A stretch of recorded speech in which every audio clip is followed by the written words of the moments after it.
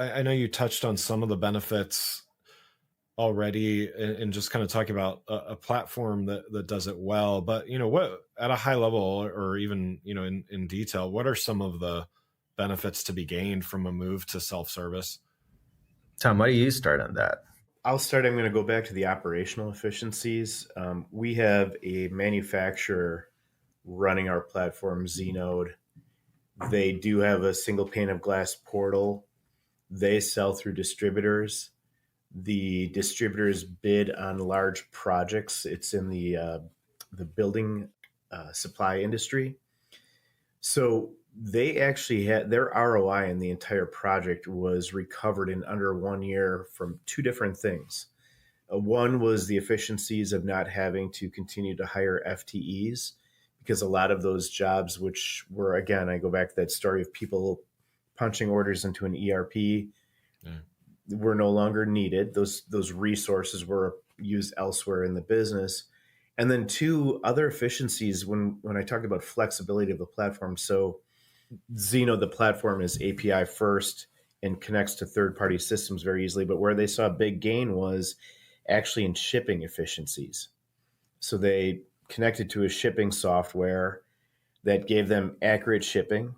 Prior to that, the ability to get real-time accurate calls for shipping didn't exist. So they were estimating shipping and they would lose money on some orders and make money on others.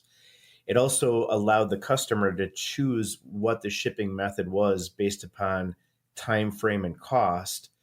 And so between saving money on shipping and not having to hire additional FTEs, they actually recovered 100% of their investment in the project in the first year. So Wow. I'm going straight for operational efficiencies without even touching the whole sales aspect and everything that comes with the ability to sell online or sell through distributors to the end customer. Yeah, I'll build on that. Right, I'm a lot more familiar with that aspect of it. At minimum, this is what they call a product line extension strategy. Right, you get to sell more stuff to people that need it, and you can do it in a direct way without all the corporate speak. And then the other aspect of that, and Greg, you and I have talked about this in the past. If you play your cards right, you have the ability to activate for these types of organizations something that they call an infinite aisle strategy. And what does that mean?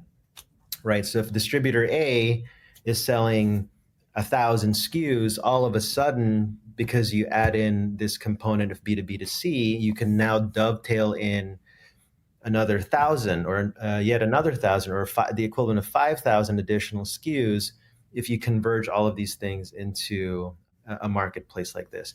I'll make that real for everybody. It's what's happening on Amazon every day, right? Yeah.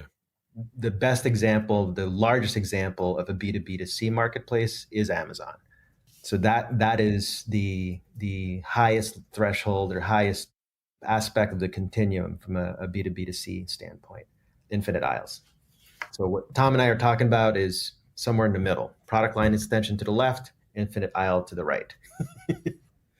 The other thing I would jump in, just following up on what Carlos just commented on, is channel loyalty. So one example of this is we work with a very large global supplier in the promotional products category.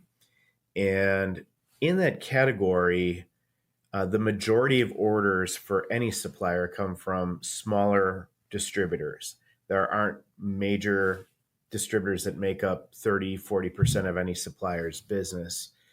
So many of those smaller distributors traditionally had stood up their own templated stores on behalf of the customer that they were serving. It could be an event, it could be for uniforms, it could be for branded apparel. The supplier now has allowed the middle B to stand up their own store using the supplier's technology.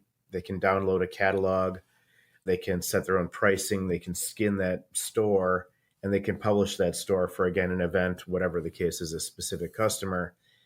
By making that process easier and seamless, that supplier now has absolute loyalty from that channel, from those distributors that they didn't have prior to that. Because when those distributors had to stand up their own stores, they would pull products from multiple suppliers through a syndication tool into one store. Right. Now it's so much easier and it doesn't cost them anything. So that supplier is getting a lot more sell through. They're becoming the exclusive supplier of these unique stores, and they have great loyalty from their distributors. That's right.